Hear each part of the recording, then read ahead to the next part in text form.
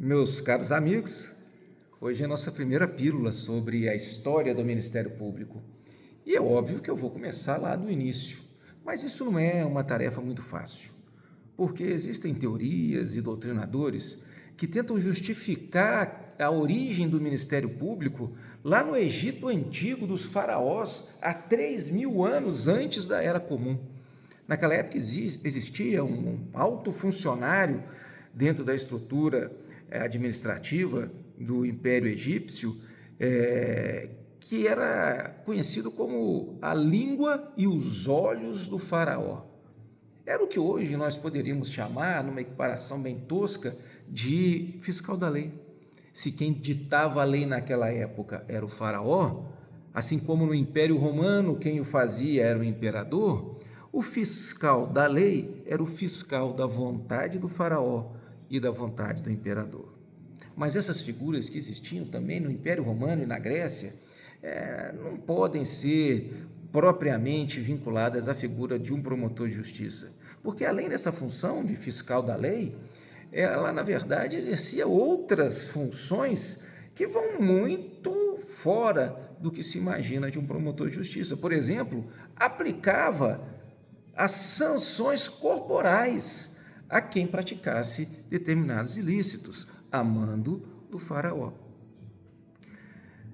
Com o fim do Império Romano, o início da Idade Média, o feudalismo provocou uma transformação gigantesca em todo o sistema jurídico daquelas comunidades naquela época, O poder central, o poder do rei, não era tão grande no início da Idade Média. O poder verdadeiro, o poder político, estava concentrado na mão dos proprietários de terra, dos donos de propriedades rurais, dos senhores feudais. Nas suas terras, eram eles que mandavam, os nossos coronéis da Primeira República. Esses senhores feudais ditavam as regras, e as leis que o rei criava lá para cima dificilmente pegavam nas propriedades rurais.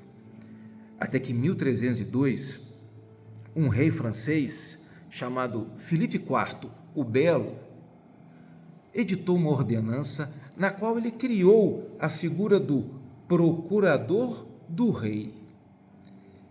Esse funcionário público tinha como função defender a lei que o rei havia criado e que estava sendo descumprida nas propriedades rurais. Ele atuava junto aos tribunais, e era nos tribunais que o procurador do rei fazia sua função de fiscal da lei. E uma curiosidade muito interessante: naquela época, os tribunais, os juízes, eles atuavam em cima de um tablado, de um platô, que em francês significa parquet. E segundo a ordenação do rei Filipe XIV, os procuradores do rei deveriam ter a mesma envergadura, a mesma importância que os juízes. Portanto, os procuradores do rei também deveriam estar em cima do parquet. E era do parquet que os procuradores falavam e defendiam o rei. Essa expressão até hoje é conhecida. O Ministério Público é também chamado de o parquet, uma expressão que vem lá da nossa verdadeira origem no Império, na monarquia francesa. Mais do que isso, lá nos tribunais franceses da Idade Média, os juízes ficavam sentados com as suas togas, perucas e com aquela pompa toda, aguardando e ouvindo as alegações do procurador, do advogado, das partes e de quem quer que seja, enquanto que o procurador do rei estava sempre em pé, falando, usando da sua oratória, da sua retórica para convencer os juízes a aplicar a lei dos reis.